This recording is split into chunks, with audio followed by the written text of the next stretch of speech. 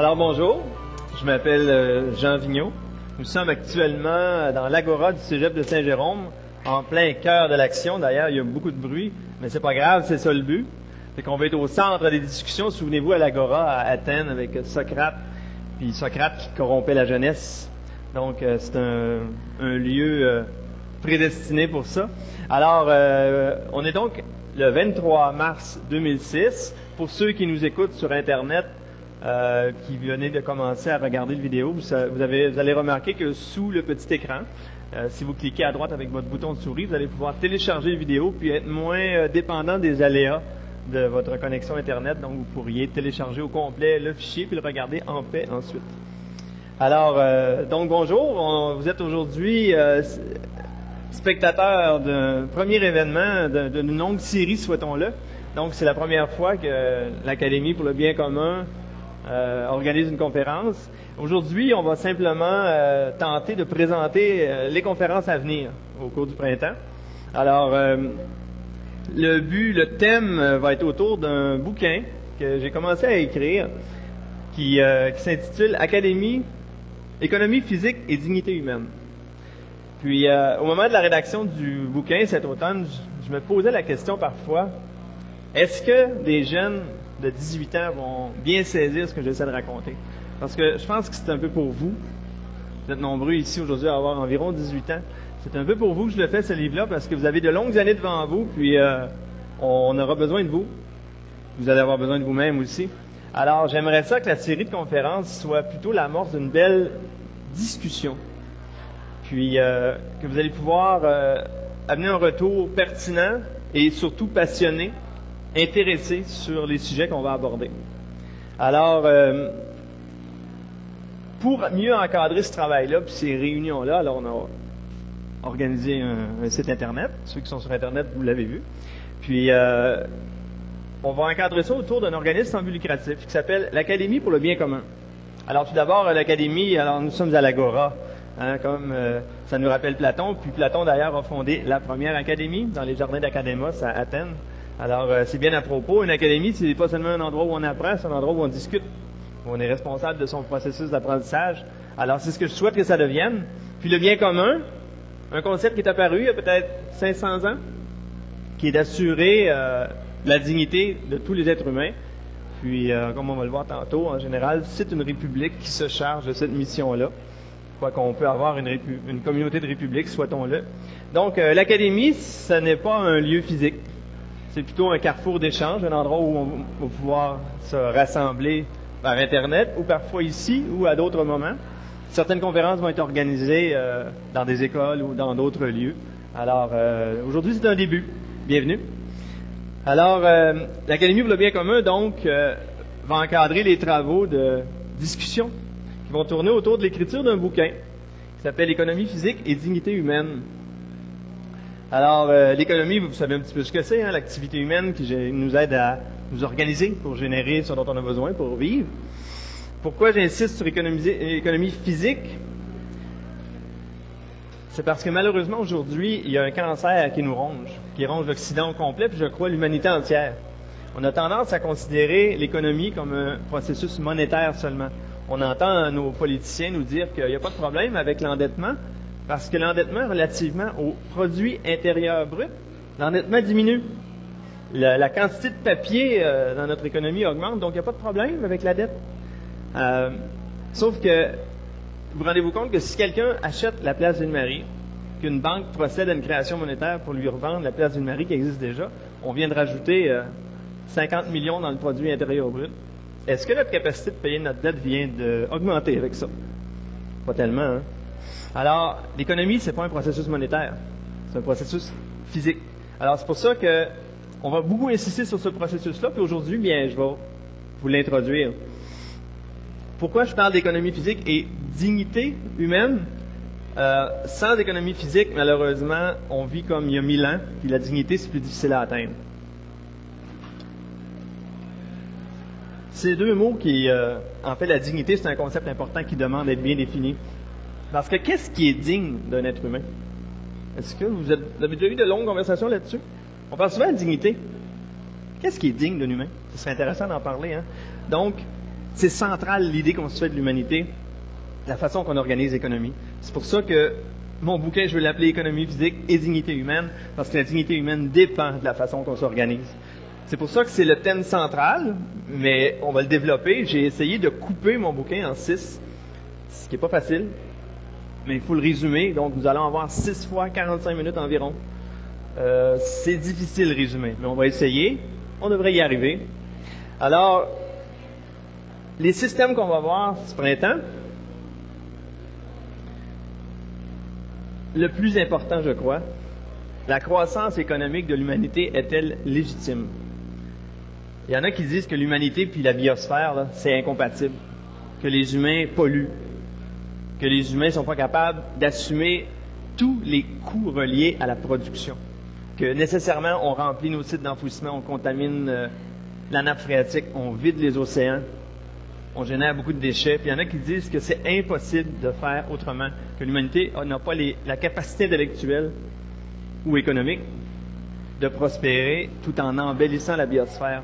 Alors, est-ce que c'est légitime? Est-ce que nous sommes la peste sur la Terre? Parce qu'on a entendu ça au Zoo de Londres l'été dernier. Il y avait 8 humains dans une espèce de vivarium. Puis il disait que l'espèce humaine, c'est une espèce qui ressemble plus à la peste. Puis que c'est important que les humains prennent leur place, c'est-à-dire la même que celle des animaux. Ah, je vous avoue que moi, j'aime pas ça me faire traiter d'animal, là. Mais je me suis dit, les gens ont regardé ça, puis il n'y a pas eu beaucoup de protestations. Alors, est-ce que c'est un concept qui commence à entrer dans notre psychologie collective? Nous sommes des animaux, puis il ne faut pas prendre plus de place qu'un chevreuil. On n'a pas le potentiel de faire mieux. Moi, vous en doutez si je vous en parle, c'est parce que je ne suis pas d'accord avec ça. Alors, ça va être le sujet de la conférence de la semaine prochaine. D'après moi, c'est la plus importante, parce que tout le reste découle de ça. Alors ensuite, si on en déduit que l'humanité est capable de prospérer proprement, au niveau au moins de son intention, est-ce qu'elle a la capacité physique? Est-ce que c'est possible? Est-ce qu'on peut avoir un taux de croissance qui fasse en sorte qu'on réduise la pauvreté, mais qu'en même temps, on embellisse la biosphère, même qu'on la protège? Pour bien des gens, c'est impossible de dire. On ne peut pas dire que l'humanité peut embellir. L'humanité, elle détruit la biosphère. Mais est-ce qu'on peut l'embellir? Est-ce que c'est physiquement possible? Est-ce qu'on a des exemples dans le passé qui nous ont permis de comprendre les mécanismes par lesquels on pourrait y arriver? Et encore une fois, je vous dis que la réponse, c'est oui. Fait que dans 2 semaines, c'est de ça qu'on va traiter, les principes fondamentaux qui nous permettent d'exister, de produire ce dont on a besoin pour continuer d'exister, pour prospérer, mais tout en embellissant la biosphère et en l'améliorant même. OK? Alors là, je vous présente rapidement les systèmes. Puis tantôt, on va prendre 5 minutes par thème, puis on va conclure sur les républiques. Ensuite, du free trade à la mondialisation. Serons-nous tous perdants? Je vous disais tantôt, il y a un cancer qui nous ronge, hein, c'est le monétarisme où on voit tout à partir de l'argent. Mais il y a un cancer encore pire, qui est ce qu'on appelle le laisser-faire, ou le free trade. C'est une idée qui était française à l'origine, mais qui a été reprise par d'autres auteurs. Puis aujourd'hui, l'idée générale, là, je la résume en une phrase, la somme des égoïsmes individuels des individus qui essaient de s'enrichir, ça amène une allocation optimale des ressources sur la planète et tout le monde en ressort gagnant. Et d'une façon, par un processus qui correspond à une main magique, qui va le faire sans que l'entendement humain soit capable de prédire le résultat d'une certaine action. Donc, laissons tout le monde essayer de s'enrichir et tout le monde en sortira grandi et plus riche. Et je vous jure qu'actuellement, les concepts qui organisent l'Organisation mondiale du commerce, c'est l'idée maîtresse en arrière de ça. OK? Tantôt, on va en reparler un petit peu. Non. L'humanité ne survivra pas à la globalisation. Vous allez voir pourquoi. C'est pour des raisons physiques. C'est même pas monétaire. OK? Admettons qu'on a compris les failles du laisser-faire, du free trade à la britannique, puis maintenant, on dirait à l'américaine depuis une 40aine d'années. Admettons qu'on se détourne de ça, qu'on est plus intelligent. Est-ce qu'on a la capacité de financer le progrès humain? Vous savez que nous croulons sous les dettes. Hein? On a 800 milliards de dettes au Canada, et pourtant, depuis 20 ans, nous avons déboursé 1000 milliards en paiement sur notre dette. Et on a encore 800 milliards de dettes. On n'a jamais eu des machines aussi productives. Les humains n'ont jamais été aussi éduqués. Et ça ne fonctionne pas. Nous, seulement 800 milliards, ça va. Les Français, 2400 milliards de dettes. Les Américains viennent d'atteindre 9000 milliards de dettes. Et on dit que tout le monde est brûlé, tout le monde court. Les 2 membres des familles maintenant travaillent. Tout le monde travaille. Puis on s'endette, on s'endette. Nos écoles, on vend des gratteux pour financer les bibliothèques. Dans les hôpitaux, les gens ont 19 secondes pour laver une salle de bain. C'est pas une farce, ça. C'était une norme dans un hôpital, ça, à Montréal. Alors, les gens attrapent des bactéries et ils meurent en allant à l'hôpital. On n'a pas les moyens, mais non, on paie des intérêts. OK? Juste au Québec, c'est 15 milliards par année qu'on paye en intérêts. Alors, est-ce que le système bancaire, la façon qu'il fonctionne, permet l'investissement productif? Non, pas actuellement. Alors, on va voir ça. Tantôt, on va reprendre un autre 5 minutes. Puis ensuite, une fois qu'on aura compris comment on pourrait mettre le système bancaire à notre service, j'aimerais vous proposer un programme de réindustrialisation du Québec. Ne sommes-nous pas déjà industrialisés? Bien, depuis 35 ans, là, on a fermé la moitié de nos usines. La moitié des emplois industriels ont disparu du Québec. Vous avez une petite idée où ils sont rendus. Mais quand on fabrique plus ce qu'on consomme, qu'est-ce qui arrive? On s'endette. Vous savez combien les Québécois ont de dettes? Public, 250 milliards. Privé, ça se peut que ce soit encore plus que ça. Alors, quand on ne produit pas ce qu'on consomme, on s'endette. Alors, de la façon que c'est parti là, c'est un mur en avant. Je m'excuse, je suis un peu dur, mais il y a urgence. Puis c'est pour ça aujourd'hui que je suis ici devant vous, là. C'est parce que la solution, elle existe. Depuis 200 ans, et plus précisément depuis 130 ans, 140 ans, tout a été essayé. Et nous avons une capacité de financer la croissance, l'investissement productif, pour avoir un taux de croissance constant, générer des surplus physiques, puis faire en sorte que l'humanité embellit la biosphère, tout en donnant à chacun la dignité à laquelle il a droit. D'ailleurs, dignité. Quelle dignité? On va voir ça dans quelques secondes. Puis, j'aimerais terminer, au début du mois de mai, avec une conférence sur la souveraineté économique. Puis on va bien comprendre que même le Canada n'est pas un pays souverain. Parce que si vous n'avez pas le plein contrôle de vos processus économiques, vous n'êtes pas souverain. Puis sans souveraineté économique, il n'y a pas de souveraineté politique. Vous croulez sous les dettes, vos créanciers vous tiennent par la gorge. Puis à ce moment-là, on est obligé de tolérer ce qu'on fait en ce moment. On achète aux pays du tiers-monde pour environ 10 milliards par année. Ils font 30 sous de l'heure. Si on produisait ces mêmes ressources-là ici, il faudrait donner en salaire 10 milliards. Pas 10, 10 fois 10. 100 milliards. Alors, ce qu'on achète 10 milliards à l'étranger, ça vaut 100 milliards. Si on voulait relancer notre production industrielle pour produire 100 milliards, mais il faudrait investir 200 milliards au moins en infrastructure pour être capable de produire ces richesses-là. Est-ce qu'on a la capacité dans notre système bancaire actuel de faire ça? Donc, la souveraineté, c'est un concept qui est physique, qui est politique, évidemment. Mais si vous n'avez pas le contrôle sur ces processus-là, vous n'êtes pas une république. Alors, moi, quand je sais que Walmart paie 9 sous de l'heure à des petites fillettes de 10 ans au Bangladesh pour faire une chemise qu'ils vont me revendre 50 $, je me fais voler moins qu'elle. Puis moi, je suis plus capable de prendre ça, là, de tolérer une injustice pareille. Que nous sommes condamnés à court terme à continuer de piller ces gens-là parce que nous avons désindustrialisé notre pays. Puis on est condamné à, même si on devait changer à partir d'aujourd'hui notre façon de faire, si demain ces pays-là disaient, savez-vous, on a besoin de ce qu'on fabrique, on va le garder pour nous dorénavant.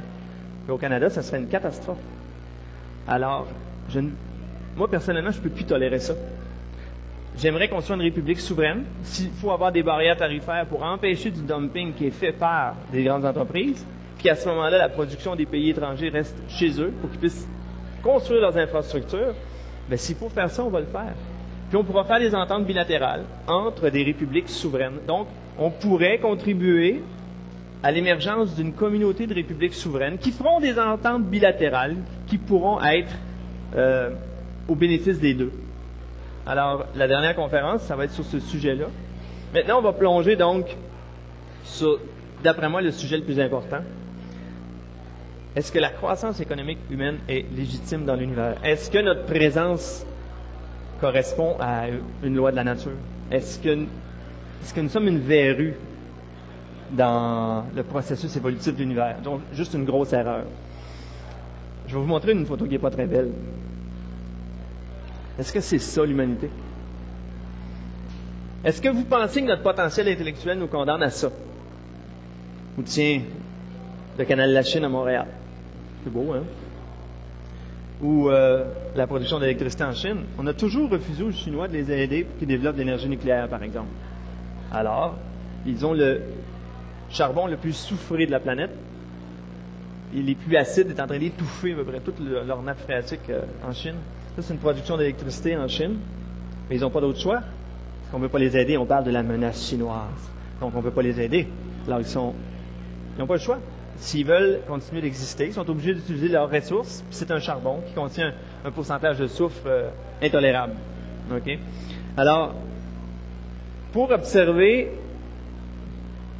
notre potentiel sur Terre, j'aimerais ça qu'on suive une intuition qu'un monsieur de Russie, un grand biologiste, chimiste, puis je dirais humaniste, il a développé une idée, un concept qui est très intéressant. OK? C'est une proposition qu'il nous fait. Moi, je trouve ça intéressant. Et pour la comprendre, sa proposition, j'aimerais ça qu'on fasse un petit retour en arrière. On va faire rapidement, en 3 minutes, on va parcourir environ 5 milliards d'années. Ici, on voit le modèle qu'on croit qui est assez fiable, comment notre système solaire s'est formé. Vous savez que dans l'espace, les gaz se rassemblent, éventuellement ça forme des galaxies. Il y a quelques milliards d'étoiles qui se forment dans une galaxie. Mais chaque étoile, c'est quoi son processus de formation? Si on passe ça rapidement, quand des gaz se retrouvent à être assez proches les uns des autres, ils s'attirent par les forces de gravité. Puis éventuellement, en plongeant un vers l'autre, ils font comme deux patineurs qui se rencontrent, ils vont se mettre à tournoyer. Puis en tournoyant, il y a un disque qui va s'aplatir, puis il y a une bonne partie de la masse qui va se rassembler au centre. Puis quand la masse est suffisante, la densité au centre devient tellement grande que là, les noyaux commencent à se rassembler, à s'entrechoquer de façon tellement violente que les noyaux d'hydrogène et d'hélium vont rapidement commencer à se fusionner. Puis ça dégage environ 100 millions de fois de plus d'énergie que la combustion de l'hydrogène. C'est ce qui permet à notre étoile, depuis 5 milliards d'années, de générer une telle puissance. C'est par les mécanismes de fusion nucléaire. Mais quand l'étoile se forme, en général, les vents solaires vont repousser une partie des atomes à l'extérieur. Puis le disque va former des anneaux. Puis ces anneaux-là, éventuellement, vont se refermer sur eux-mêmes par gravité. Puis les grumeaux, de plus en plus gros, commencent à attirer les plus petits. Puis éventuellement, ça va aller jusqu'à des collisions tellement violentes entre de gros fragments que les parties qui s'agglutinent vont même se liquéfier. Puis quand vous êtes en apesanteur liquide, eh bien, vous prenez une forme sphérique. Puis comme ça, les planètes se forment. Alors, évidemment que la planète qui nous intéresse, c'est celle-là. Mais là, elle est très jolie, hein, mais c'était pas comme ça au début. On a des océans, la température moyenne est de 15 degrés. Au début, là, il y avait une énergie énorme à dissiper. Alors, pendant plusieurs centaines de millions d'années, la Terre était plutôt comme ceci. Pas très intéressant. Il restait beaucoup de fragments, d'ailleurs, qui venaient frapper la planète, qui rajoutaient à l'énergie. Donc, la Terre était en fusion, littéralement. Puis là, elle s'est refroidie tranquillement. Puis, éventuellement, elle s'est tellement refroidie que même que les nuages ont réussi à se condenser, à tomber en pluie, remplir les océans. Puis là, la lumière du soleil a pu traverser les nuages.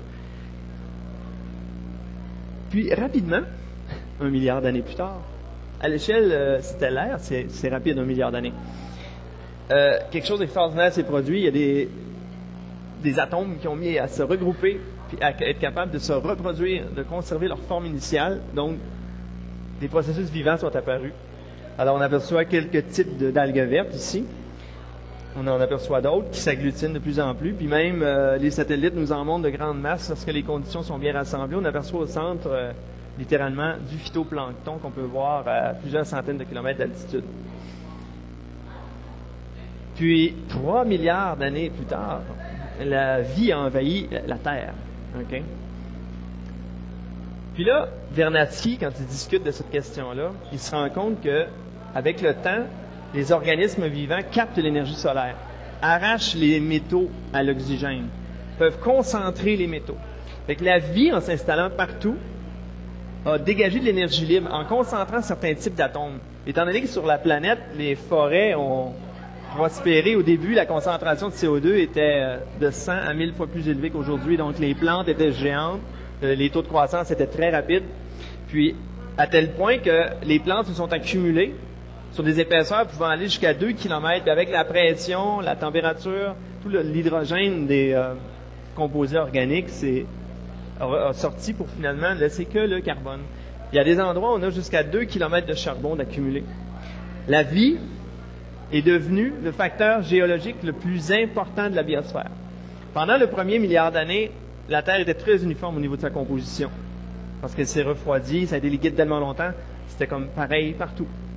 Et là, la vie, quand elle est intervenue, elle s'est mise à concentrer à certains endroits certaines ressources minérales, a concentré des métaux, a accumulé les petits squelettes des organismes vivants sur des épaisseurs de 1 à 2 km. La croûte terrestre est maintenant principalement façonnée par la vie sur Terre. La vie est devenue la première force géologique sur la planète Terre.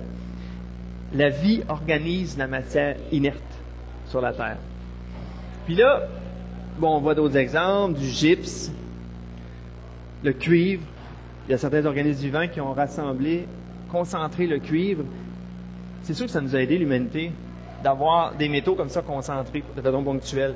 Sauf que là, on n'est pas passé des forêts du Carbonifère jusqu'à maintenant directement. Il y a eu quelques étapes. Alors, les mammifères, après la disparition des dinosaures, ont été bien heureux de pouvoir prospérer. Ils ont pu grandir, puis pas se faire manger à mesure. Donc, 65 millions d'années après la disparition des dinosaures, certains primates ont commencé à s'étendre sur la planète. Puis là, on va prendre un raccourci. Il y a environ 200 000 ans, Néandertal, qui a réussi à coloniser l'Europe, le sud de l'Europe pendant la dernière glaciation, qui était sans doute un être aussi intelligent que l'homme moderne, plus robuste, mais il y avait un problème socialement. Il se tenait en petits groupes, ne collaborait pas tellement. Des petits groupes, parce que les territoires de chasse devaient être sans doute tellement grands que 15-20 personnes dans une tribu, c'était le maximum. Alors chaque tribu de Néandertal avait de la difficulté à communiquer avec les autres. Il n'y avait pas trop de solidarité. Et en Afrique, il y avait Cro-Magnon. Cro-Magnon qui commençait à prospérer, qui lui pouvait avoir des territoires de chasse plus petits et faire des communautés de 200 personnes peut-être. Alors socialement, Cro-Magnon était beaucoup plus évolué. Il collaborait davantage. Quand Cro-Magnon a commencé, quand la glaciation a commencé à s'adoucir, Cro-Magnon a monté par le Moyen-Orient, a monté en Europe. Puis là, malheureusement, quand il y avait des territoires de chasse que les deux voulaient, Cro-Magnon était mieux organisé. Puis pour le grand malheur de Cro-Magnon, pour de Néandertal, eh bien, Cro-Magnon a, je dirais, gagné. Puis Cro-Magnon a évolué jusqu'à l'homme moderne, Homo sapiens, qui existe. Ça, ce que vous voyez actuellement à l'écran, c'est des fragments qui ont environ 120 000 ans. C'est les plus vieux fragments de l'homme moderne. Donc, nous avons au maximum environ 120 000 ans. Puis, comme ça, c'est pas très joli. Si on met de la chair, ça peut ressembler à ça, un Homo sapiens. Mais les Homo sapiens s'amusent aussi. Alors, la photo, j'ai demandé au papa si je pouvais la prendre, puis j'ai dit oui.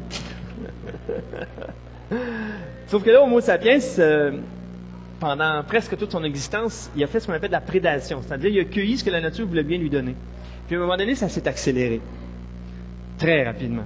Okay, depuis, je dis, quelques milliers d'années, les gens ont commencé à être capables de pêcher. Après ça, l'agriculture. Puis là, le paysage s'est mis à changer sur Terre. Assez rapidement. Ils se sont mis, Homo sapiens, à construire de drôles de machines pour aller voir à l'intérieur de leur corps. Il y avait le potentiel de faire ça. L'évolution a été très, très, très, très rapide. On parle de Homo sapiens qui a vécu 100 000 ans, 120 000 ans, puis dans les derniers quelques milliers d'années, tout à coup, Homo sapiens est capable d'aller regarder à l'intérieur de son propre corps. Il est capable de s'affranchir de la gravité terrestre, d'aller sur d'autres planètes. Donc, nous sommes allés voir la Lune déjà, nous sommes allés marcher sur la Lune. Le taux d'évolution de la planète s'accélère à un rythme hallucinant, grâce à nous. Alors, si on revient à M. Vernadsky, lui aussi, il avait une petite fille.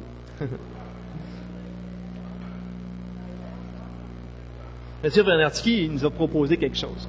Il a pris un concept intéressant d'un monsieur, un Français, qui s'appelait Teilhard de Chardin. Teilhard de Chardin, il parlait le grec. Puis, en grec, l'esprit humain, on n'a pas de mot comme en anglais qui s'appelle mind. Pas un esprit qui vole dans les airs, mais bref, votre capacité de mentation créatrice. L'esprit humain, ça s'appelle noos en grec. Alors, M. de Chardin avait proposé que la zone de la biosphère qui est occupée par l'intelligence humaine, on pourrait l'appeler la noosphère. Là, Vernadsky a trouvé ça pas mal brillant. Alors, il nous a proposé finalement qu'il y a comme 3 niveaux d'organisation très différents qui existent sur notre Terre. D'abord, il y a la géosphère. il y a l'ensemble de la croûte terrestre, pourrait-on dire, qui est assez inerte. Il ne se passe pas grand-chose. Les processus sont très lents. Comme on a vu, quand la vie a commencé à organiser tout ça, l'apparence de la croûte terrestre a changé très rapidement. La vie a concentré de l'énergie à certains endroits, puis Homo sapiens s'en sert beaucoup depuis ce temps-là. Quand on trouve une mine de charbon, on peut oxyder ce charbon-là, on le brûle donc, puis on peut produire beaucoup d'énergie. Alors la noosphère, maintenant, c'est le lieu qui est organisé par l'intelligence. Mais évidemment, elle est humaine. Mais maintenant, il y a ce que Vernadsky a remarqué, qui est vraiment extraordinaire, comme saut qualitatif entre toutes les espèces vivantes qui ont vécu avant nous. C'est qu'avant, une espèce entière pouvait déplacer des milliers de milliards de tonnes de tout type d'atomes, les concentrer en certains endroits, mais ça se faisait de façon inconsciente et très lente. Aujourd'hui, vous avez, par exemple, Louis Pasteur, un esprit, un seul, qui fait l'hypothèse que les maladies sont majoritairement créées par des petits organismes pathogènes. Que si on arrivait à combattre ces organismes-là, on pourrait peut-être sauver des vies humaines. Et Pasteur a permis à plus de 5 milliards de personnes supplémentaires de coloniser la planète. Un seul esprit humain a un impact géochimique, si on peut dire, donc sur toute la planète, un impact plus grand par une seule idée brillante. Si cette idée-là est à l'image des lois de l'univers, eh bien, l'expérimentation et l'usage qu'on va en faire par après va démontrer son pouvoir, sa capacité de transformer la biosphère. Alors maintenant, l'intelligence humaine transforme la biosphère au complet et maintenant elle va au-delà de la biosphère.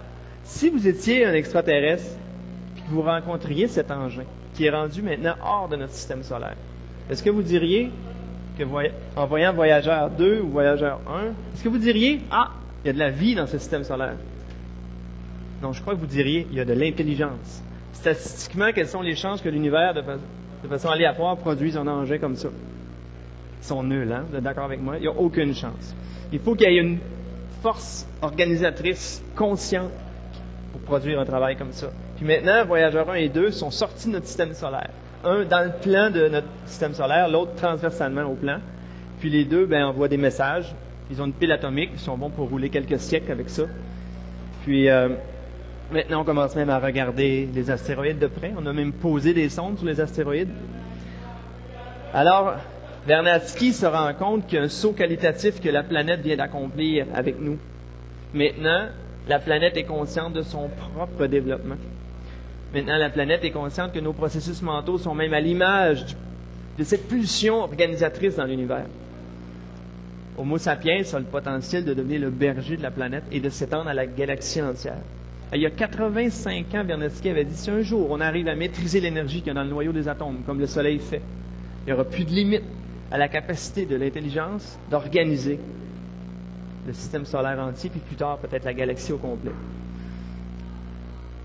Depuis cette découverte-là, depuis qu'on sait qu'on a accès à des sources d'énergie presque illimitées, le potentiel de transformation géologique de l'espèce humaine dépasse tout ce qui s'est produit avant. Puis en ce sens-là, nous sommes maîtres de notre destin.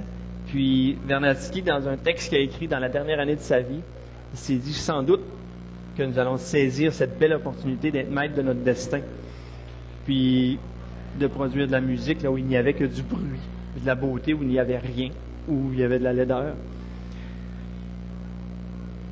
Oui, on a fait la démonstration que l'humanité est puissante, mais est-ce que socialement, on va tolérer ça encore longtemps? Est-ce que ça, là, c'est digne de l'espèce humaine? Hey, oh, on est allé sur la Lune, là, puis on répand nos vidanges à la grandeur de nos pays. Ça coule dans les nappes phréatiques. Les agriculteurs creusent des puits, puis ils ramassent ça. C'est brillant, hein? Mais est-ce qu'on est capable de faire autrement? Pour savoir si on est capable de faire autrement, là, en fait, la réponse, c'est oui. Mais pour ça, il faut comprendre les principes physiques par lesquels c'est possible. Okay? Donc, dans 3 semaines, j'aimerais vous parler des principes d'économie physique. On va insister sur le fait que c'est physique. Okay? Je vais vous montrer une image qui résume les 100 dernières années. À gauche, vous avez il y a 100 ans. Je m'excuse, mais c'est des photos récentes, malheureusement. Vous avez un paysan chinois qui pompe de l'eau à bras. En bas, il y a quelqu'un qui est en train d'essayer de remplir, de niveler sa terre. Pensez-vous que ça va aller vite comme ça? Tandis qu'à droite, vous avez des machines qui sont disponibles depuis déjà plus de 35 ans. Imaginez la quantité de richesse, le potentiel de transformation que vous avez à gauche puis à droite. Essayez juste de trouver un facteur entre les deux. Okay? Le coût humain associé à la production lorsqu'on est avec des techniques du 19e siècle ou lorsqu'on utilise des techniques du 20e siècle. Alors, regardez l'irrigation à droite. Est-ce que ça a l'air plus productif que ce qu'on voit à gauche? Okay? Ça, c'est en Israël actuellement. Comment ça se fait qu'on a réussi à aujourd'hui être ensemble? Est-ce que quelqu'un a chassé sa nourriture aujourd'hui? Est-ce que vous avez été obligé d'aller cueillir? De toute façon, on est en hiver, hein? Ce serait pas trop facile. Comment se fait-il qu'on peut vivre comme ça, relax, chauffé, éclairé? Qu'est-ce qu'on a fait? Comment on a accompli ça? On a économisé de la main-d'œuvre en essayant de produire des ressources. Le mot économie, ça vient de là, hein? Économiser des ressources. Qui a inventé ça? Qui a compris ça à un moment donné? C'est un des plus grands philosophes de son époque. Au XVIIe siècle, d'ailleurs, Leibniz a été le plus grand esprit. L'impact de cet homme-là va se répercuter encore pendant des millénaires, j'en suis sûr.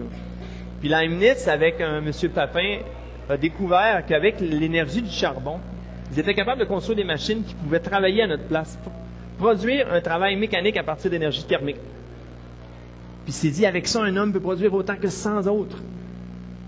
C'est hallucinant comment on va pouvoir réduire le coût social relié à la production de ce dont on a besoin pour vivre d'une façon digne, tout en générant des surplus physiques. Parce que c'est ça le principe. Il faut que tous les coûts sociaux associés à la production soient moins grands que la valeur physique de ce qu'on produit par ce geste-là. Comment on réussit à faire ça de mieux en mieux? Des sources d'énergie extérieures. On n'a plus besoin de travailler avec nos bras, on travaille avec notre esprit. Puis avec des machines. On essaie de comprendre les lois de l'univers. Avec ça, on construit des machines qui permettent de décupler chaque geste que vous faites, décupler son effet. C'est ça l'économie. Économiser de la main-d'œuvre pour obtenir le même résultat.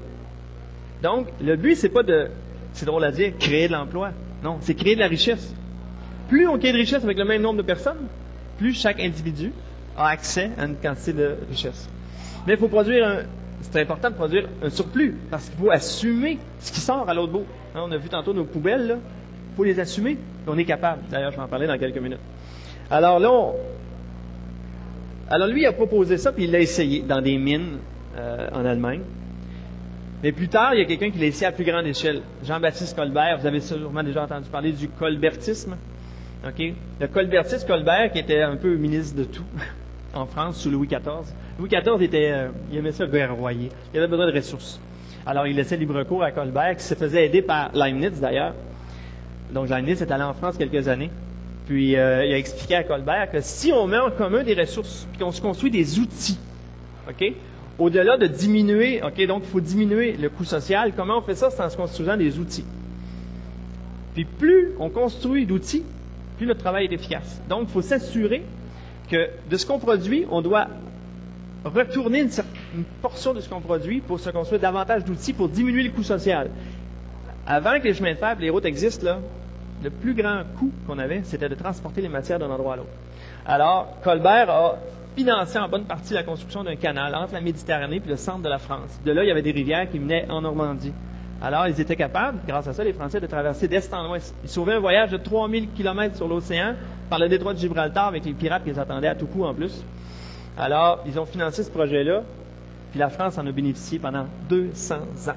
La prospérité qui a suivi ce canal du Midi, qu'on appelle aussi le canal du Languedoc, les gens s'installaient pas loin. Les agriculteurs ont vu leur coût de transport de leur matière diminuer par un facteur gigantesque. Il y a des cas où on a vu une diminution jusqu'à 20 fois moins cher en termes de coût humain pour transporter la nourriture. Donc, Colbert a été le premier qui a essayé à grande échelle cette idée. Construisons des outils, mettons-les en commun pour que tout le monde en bénéficie. Et la productivité de la France a décuplé grâce à ça. Donc, je vais vous en parler de Colbert dans quelques semaines. Comment il pensait, des choses qu'il a dites, c'était très intéressant. Et après ça, vous financez tout ça. On va regarder ce qu'Alexander Hamilton a fait aux États-Unis. Quand les Américains ont finalement kické les Britanniques dehors, ils se retrouvaient 7 millions, puis pas d'or, parce que la seule monnaie à l'époque, hein, c'était de l'or. Les papiers devaient être convertibles en or. Alors, il a pensé au concept de papier-monnaie. En fait, le Massachusetts avait pensé à ça avant. Puis, il a repris l'idée avec une banque nationale. Il a été le premier à faire ça. Une banque nationale dédiée au progrès, donc du crédit productif, dans l'intention ultime d'assurer la dignité et la protection des citoyens. Donc, on va regarder ce qu'il a fait. Puis, un homme qui, sans le savoir, allait sauver l'Europe et l'Amérique du nazisme plus tard. Vous allez voir comment on peut donner plus de sens au passé en utilisant les outils que les gens ont fait dans le... Henry Charles Carey. On voit qu'il est né il y a quand même assez longtemps. Et il est décédé, mais il a eu une longue vie pour l'époque quand même. Puis, il a été celui qui a essayé le concept des tarifs douaniers de façon la plus intense pour se protéger contre le dumping britannique, parce qu'ils avaient déjà des esclaves en Inde à l'époque, imaginez. Puis là, ils faisaient du dumping de leur matière en Amérique, puis ils faisaient s'écrouler les industries américaines à tout coup. Donc, à chaque fois que les tarifs douaniers baissaient, crise économique. Quand Carey, avec ses amis, réussissait il y avait un nouveau président, il réussissait à remonter les tarifs douaniers pour des secteurs précis, l'industrie repartait, tout le monde était plus riche, tout le monde était plus heureux. Alors, le free trade britannique, il n'y a pas un homme autant qu'Henry Carey qui l'a combattu dans toute sa vie. Pas un seul a travaillé aussi fort. Puis il a conçu le programme économique d'Abraham Lincoln. Grâce à ça, ils ont réussi à gagner la guerre de sécession, à libérer les esclaves. Puis soudainement, ils se sont rendus compte qu'en libérant les esclaves, l'économie a littéralement explosé de productivité. On va voir les concepts tantôt rapidement avec la mondialisation. Donc, une création monétaire qui est non porteuse d'intérêt, il a conseillé Lincoln là-dessus. Puis Lincoln a créé littéralement 500 millions de dollars. Pour l'époque, c'était beaucoup d'argent. Papier, non convertible en or, non porteur d'intérêt. Avec ça, ils ont équipé l'armée, équipé les agriculteurs, des aciéries, chemin de fer. Ils ont gagné la guerre, ils ont réunifié l'Amérique. Puis quand ils ont célébré leur 100e anniversaire, Philadelphie a fait un Centennial Exhibition. Le reste du monde est resté bouche bée. C'était hallucinant tout ce qu'ils ont créé en 15 ans après l'indépendance, après la victoire sur les États sudistes. Donc on va regarder ce qu'il a fait. Puis on va regarder son héritier. Franklin Delano Roosevelt, vous savez, c'était le président américain pendant la Deuxième Guerre mondiale. Lui, jeune, il y a eu une catastrophe qui s'est abattue sur lui. Il a attrapé la polio. Il est resté infirme. C'est une catastrophe qui allait sauver l'humanité. Parce qu'il était dans un lit et il a lu Henry Charles Carey. Parce qu'il n'y a pas grand monde qui en parlait 60 ans plus tard, 70 ans plus tard. Puis là, il a compris le principe du crédit productif, tarif douanier. Plus tard, il est devenu président des États-Unis. Souvenez-vous, en 1929, les gens se lançaient par les fenêtres à New York. Le grand crash. En 1931, le crash était consommé. C'était la pauvreté. Tout le monde était au chômage. En plus, il y avait une sécheresse. Catastrophe. En 1937, les États-Unis étaient à genoux, le Canada aussi. On n'a plus d'argent. Franklin Delano Roosevelt a senti venir la menace. En 1937, les nazis sont rentrés en Pologne. Au Pologne. En 1939, en France. Oh, on ne pourra pas rester neutre longtemps. Alors imaginez, là, en 1939, là, on est à genoux tout le monde. Les usines sont fermées. Il y a des pauvres, des chômeurs partout dans les rues. Puis là, il dit, tiens, on va rouvrir les usines. Alors, on va procéder à une création monétaire. Puis là, on a un objectif, là. Il y a des gens pas très gentils qui commencent à envahir l'Europe. Je pense qu'il va falloir s'en mêler. Et 3 ans plus tard, les Américains sortaient 20 000 avions par mois, un destroyer, 100 000 camions par mois. Tout le monde travaillait. En 1943, par rapport à 1939, la consommation intérieure des ménages aux États-Unis avait doublé. On transportait des millions de tonnes de matériel en Europe. On a réussi à battre le nazisme, à reconstruire l'Allemagne, reconstruire la France. On fait ça, le Japon. En 1946, on peut dire qu'en 1946, c'était pas mal tout terminé avec le Japon. Puis 14 ans plus tard, en 1960, il n'y avait plus de dette ni au Canada, ni aux États-Unis. Où est-ce qu'on a pris l'argent?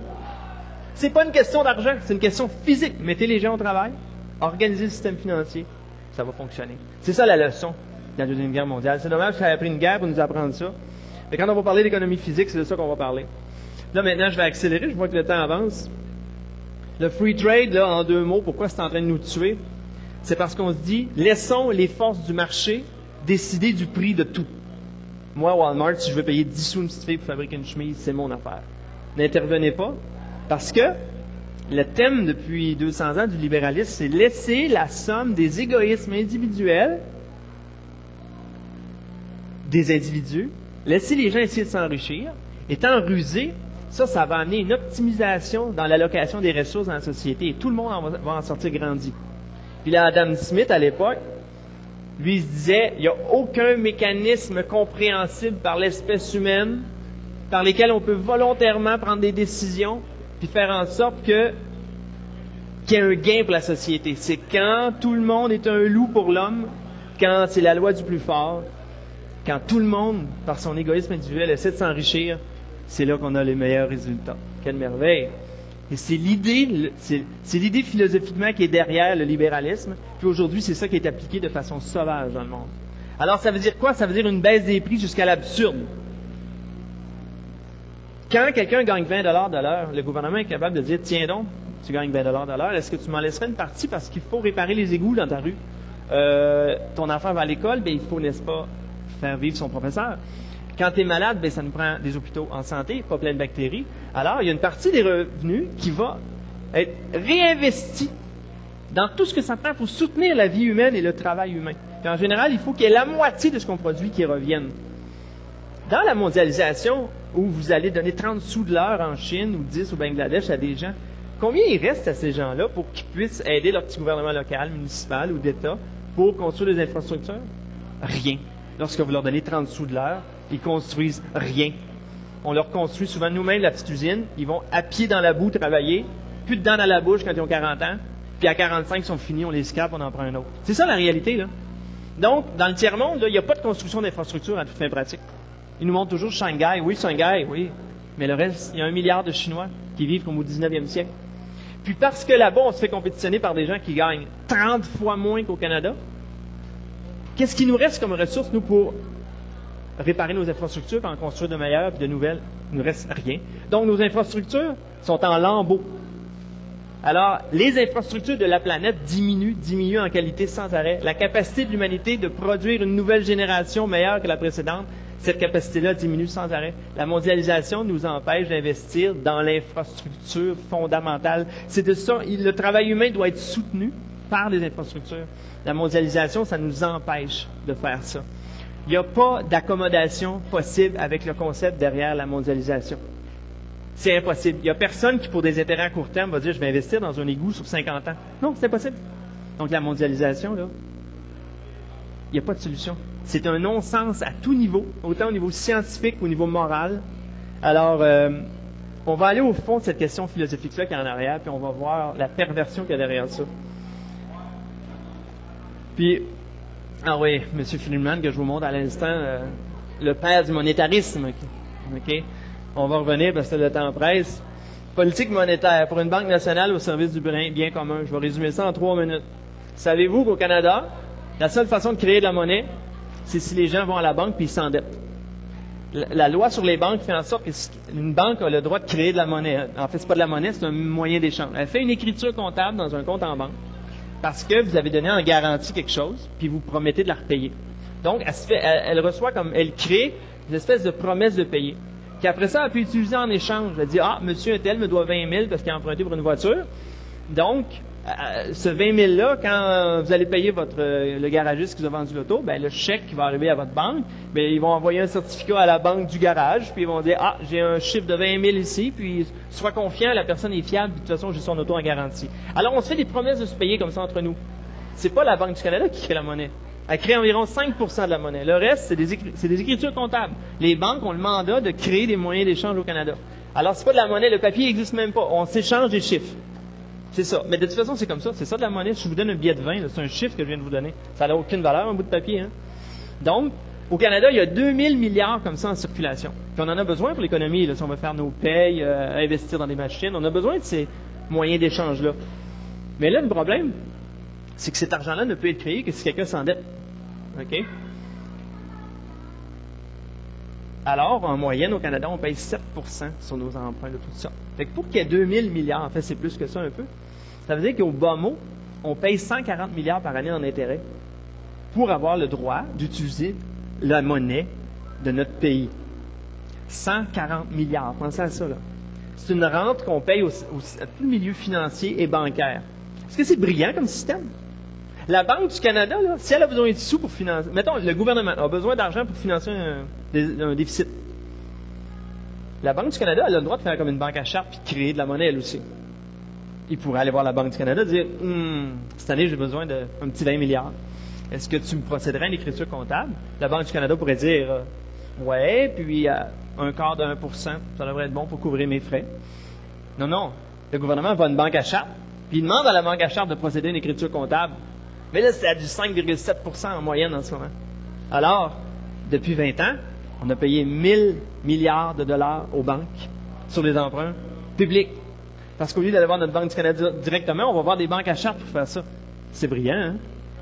Alors, on a payé, juste en 7 ans, en 1995 et 2002, on a payé 600 milliards d'intérêts sur nos emprunts. En 7 ans, aux 3 niveaux de gouvernement, fédéral, provincial et municipal. Est-ce que vous trouvez que c'est un bon système? Est-ce que vous pensez qu'on va pouvoir rouler avec ça pendant 10 000 ans? Est-ce qu'on a le droit de dire « Hey, c'est notre banque, comment ça fonctionne? Est-ce qu'on ne pourrait pas faire mieux? » Parce que c'est M. Lord Macmillan, un citoyen britannique, qui a fait une belle commission et qui nous a proposé une belle banque que la Chambre des communes à l'époque a adoptée. Ah oui, il y avait aussi le président de la Banque de Montréal et de la Banque Royale. Puis il y avait un Lord anglais. Alors, pensez-vous qu'ils ont fait la Banque du peuple? La Banque du développement? Des investissements productifs? Puis aujourd'hui, ils récoltent un petit 100 milliards d'intérêts par année. On ne peut pas toucher à ça? On ne peut pas en parler? Moi, je pense que oui. Alors, on va faire une conférence complète là-dessus. Puis après ça, je vais vous proposer des gestes qu'on pourrait faire pour relancer notre économie. OK? Donc, un programme de réindustrialisation du Québec. Je vais essayer de terminer ça en 3 minutes. 2 choses qui seraient pas mal intéressantes au Québec. On a 69 sites d'enfouissement. Il y a une compagnie de Montréal qui a inventé une machine. Avec un arc électrique, on passe les déchets dans cette machine-là. On monte la température à environ 15 000 degrés. Vous savez qu'il n'y a pas un atome dans l'univers qui survit à plus de 6 000 degrés Celsius. Donc, si vous prenez des poubelles, vous les mettez dans cette machine-là, l'arc électrique va vaporiser tous les atomes. Ils vont faire en sorte de chauffer juste assez pour ne pas trop vaporiser non plus les atomes plus lourds qui vont se ramasser au fond de la chambre de combustion. Les gaz vont sortir. Puis, ce qui va se ramasser au fond, c'est des métaux, du silicium, différents atomes. Puis, on le voit sur l'image ici. Cette pyrolyse des déchets, donc cette décomposition à haute température sans oxygène, va faire en sorte que la partie lourde se ramasse au fond. Ça va couler, puis on fait des lingots. C'est un mélange de métal et de céramique de différentes sortes. C'est très stable comme ça. On pourrait soit le garder comme ça, ou dire, là-dedans, il y a des métaux, il y a du plomb, du cadmium, il y a plein de choses. On pourrait renvoyer ça dans une entreprise qui va refondre le tout et séparer les différents éléments chimiques. Là, on parle d'un recyclage à 100%. Puis en plus, les gaz qui sont sortis, les atomes plus légers, le carbone, l'hydrogène, on peut les brûler, les envoyer dans une centrale électrique. On prend l'électricité, on fait marcher l'arc électrique à l'entrée, puis il y a un gain net d'énergie d'environ 50%. Donc, pyrolyser les déchets, là, ça devient une petite usine électrique. OK? On pourrait arrêter d'emplir nos sites d'enfouissement, puis après ça, on pourrait même vider les sites d'enfouissement sur une vingtaine d'années. Pour juste arrêter au Québec, ça coûterait environ entre 2 et 3 milliards. OK? D'ailleurs, l'usine pilote est à Montréal. Hein? Puis, ça fonctionne. Là. OK? Au prix que ça coûte une usine, là, c'est ça, entre 2 et 3 milliards, puis si on rajoute un autre 2 ou 3 milliards, ben, on pourrait même commencer à vider nos sites d'enfouissement, puis dans 20 ans, il n'y aurait plus une seule poubelle au Québec. On pourrait gratter ensuite même le sol en dessous des sites, puis tout nettoyer. On peut passer n'importe quoi là-dedans, là, dans cette machine-là. On peut prendre du rock, n'importe quoi. Vous mettez ça là-dedans, là, puis ça sort en gaz, puis en petit laitier. C'est comme une céramique, c'est un produit amorphe. Là. Mais là, est-ce qu'on a un 4-5 milliards pour faire ça? Ben non. Au Canada, on a payé 50 milliards en intérêt juste sur notre dette publique l'année passée. Donc, si on avait une banque nationale qui émettait des crédits productifs pour ce genre d'activité-là, mais avec des crédits non porteurs d'intérêt, est-ce que c'est écrit dans la loi de l'univers que quand on génère des moyens d'échange, on doit payer une rente de 6, 7, 8% là-dessus? Ou c'est écrit ça dans l'univers qu'il faut faire ça? Puis, à toutes les fois qu'on a fait le contraire, que des États ont procédé à une création monétaire qui était non porteuse d'intérêt, ça a fonctionné. Mais l'argument, c'est que ça génère de l'inflation. Donc, il faut monter les taux d'intérêt pour pas que les gens puissent emprunter. Comme ça, il y a moins d'inflation parce que les gens ont moins d'argent pour acheter. Fait que pour diminuer l'inflation, ben, on détruit l'économie physique. C'est brillant. C'est comme ça que ça fonctionne en ce moment. Puis, il y aurait une autre chose intéressante aussi. Là, je vous montre, on a presque terminé, je vous montre le plus grand contraste sur la planète. Ce que vous voyez là, vous êtes à vol d'oiseau au-dessus de l'aéroport de Shanghai. En fait, l'aéroport de Pudong, qui est juste un petit peu à côté de Shanghai. Ce train-là ne touche pas par terre. C'est un train à lévitation magnétique. Okay? C'est comme si c'était un moteur qu'on déroulait. Puis par sustentation magnétique, là, le train est vraiment accroché autour de sa voie. Le champ magnétique soulève le train et ensuite le propulse vers l'avant. Puis comme ça, le train, en 2 minutes, il accélère jusqu'à 430 km/h. Ce train-là a le potentiel d'aller à 500 km/h. Okay? Au Québec, on sait que nous avons de grandes distances à parcourir. Puis le temps que ça prend augmente les coûts. Si au Québec, on installait un réseau, là, on ne parle pas l'année prochaine, c'est des investissements massifs, là, mais quand même, le potentiel est là. On parle de réduction des gaz à effet de serre, hein? Dépendance au pétrole. De toute façon, dans 50 à 100 ans, du pétrole, il n'y en aura plus. Il faut trouver autre chose. L'avion, c'est pratique, ça va vite. Ces trains-là, là, imaginez à 500 km/h, tous les voyages de 1500 km et moins pourraient très avantageusement être faits avec des trains à lévitation magnétique au lieu de prendre l'avion. Puis, jusqu'à 200 km/h, ce train-là, on ne l'entend pas. Il peut passer dans un village, un petit peu de vent.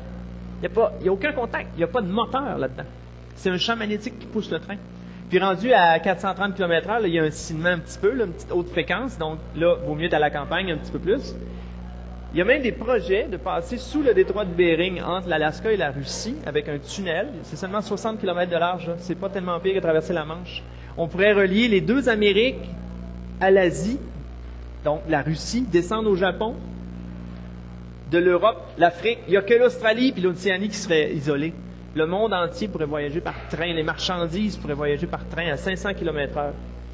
Mais est-ce que vous croyez que la structure de financement du système bancaire occidental permet ça? C'est 40 millions de dollars du kilomètre des voies comme ça. C'est beaucoup d'argent, hein? Mais avec les intérêts qu'on a payés entre 1995 et 2002 au Canada, on aurait pu construire 15 000 kilomètres de trains à lévitation magnétique. Puis ces 600 milliards de dollars-là qu'on a payés, là, c'est pour rien en plus. Ça n'a aucun but. C'est une rente qu'on paye à cause du système bancaire de la façon qu'il est fait. Fait que c'est grave, là. C'est grave. C'est pas banal, là. OK? Il faut en parler de ça. Il faut comprendre les processus physiques qui en arrière de ça. Puis, de toute façon, ça ne fonctionne pas. On croule sous les dettes. L'Occident croule sous les dettes, mais il va falloir faire quelque chose. Alors, vous reconnaissez peut-être la bannière du site de l'Académie pour le bien commun. Celui-là, il est en Allemagne, parce que c'est les Allemands qui ont construit le train qui est à Shanghai. Puis, on va terminer au mois de mai avec une conférence sur la souveraineté économique. Ce que ça veut dire. Mais ça veut dire un peu tout ce que je dis depuis tantôt. Puis, je crois que vous avez compris que l'Organisation mondiale du commerce se fout pas mal de la petite fille au Bangladesh qui fait 10 sous de l'heure. Que les organisations internationales ne protègent pas le bien commun. Il n'y a que les républiques qui ont l'intention peut-être de le faire. Comptez pas sur les organismes internationaux. Donc, moi, j'aimerais que mon pays devienne une république dédiée au bien commun, qui utilise tous les pouvoirs politiques, monétaires, économiques pour assurer le bien commun. Puis, s'il faut monter des barrières tarifaires pour protéger notre production locale, puis après ça, faire des ententes bilatérales avec d'autres républiques souveraines, comprendre que la protection de leurs citoyens, c'est quelque chose qui est très important, qu'ils ont le devoir de le faire aussi. Ils vont peut-être parfois monter des barrières tarifaires contre nos produits, mais on va faire des ententes bilatérales avec une compréhension mutuelle. Puis, au bénéfice de l'un ou de l'autre, on pourra s'arranger puis faire en sorte qu'on s'entende. Il pourrait y avoir même plusieurs républiques qui fassent un pool, puis qui, avec des niveaux de développement comparables, on peut baisser tranquillement les barrières tarifaires, mais on y va selon la logique, selon le gros bon sens, selon la science de l'économie physique. Donc, moi, j'aimerais que mon pays devienne une république, puis que mon pays contribue au développement d'une communauté de républiques souveraines, puis chaque république va pouvoir prendre la responsabilité du bien commun de ses citoyens. Alors, je vais essayer, au début du mois de mai, de faire une historique de l'émergence du concept de bien commun, puis comment ça s'est accompagné de l'émergence du concept de république, qui sont deux concepts qui ont le même objectif, finalement. Puis d'ailleurs, en latin, res publica, ça veut dire de la chose publique. Une république, elle pense à mettre en commun des ressources des individus pour leur donner un support physique et intellectuel, donc éducation, santé, économie, pour que les gens puissent contribuer à la noosphère, à leur propre dignité, mais surtout à celle des autres et des générations à venir. Alors donc, cette fameuse noosphère, on va en reparler beaucoup la semaine prochaine. Je crois qu'à la conférence de la semaine prochaine, on ne parlera pas d'outils, on ne parlera pas d'économie, mais on va parler des humains. Puis la chose encore la plus intéressante que j'avais le goût de vous dire tantôt, je ne vous l'ai pas dit, c'est la semaine prochaine seulement. Il faut que j'en garde un peu pour la semaine prochaine. Alors donc, j'espère qu'avec ça, je vous donne le goût. On va donc discuter tout le reste du printemps, 6 conférences. Puis je vous invite surtout à poser beaucoup de questions. Puis si je suis dans l'erreur et que vous ne me le dites pas, vous rendez-vous compte, je ne vous pardonnerai jamais. Donc, si je me trompe, vous me le dites. Une bonne discussion musclée parfois, là, c'est excellent. Alors, à la semaine prochaine. Puis, d'ailleurs, si les gens ont des questions, monsieur ici va pouvoir aller prêter un micro à la dame. Si elle veut poser la question. Non, c'est une question comme ça, juste. OK, regardez derrière moi, lebienscommun.ca. Si vous avez accès à Internet, l'horaire est là. De toute façon, la suivante, c'est mercredi prochain. Mais si jamais il y avait des changements, allez voir sur le site, on va le maintenir à jour. Puis tranquillement, il y aura le texte des conférences et surtout les fichiers vidéo et audio des conférences. Alors, vous pourrez les écouter à loisir. Puis on va produire des DVD qui vont être disponibles aussi. Alors bien, je crois qu'on va conclure là-dessus aujourd'hui. Merci beaucoup tout le monde.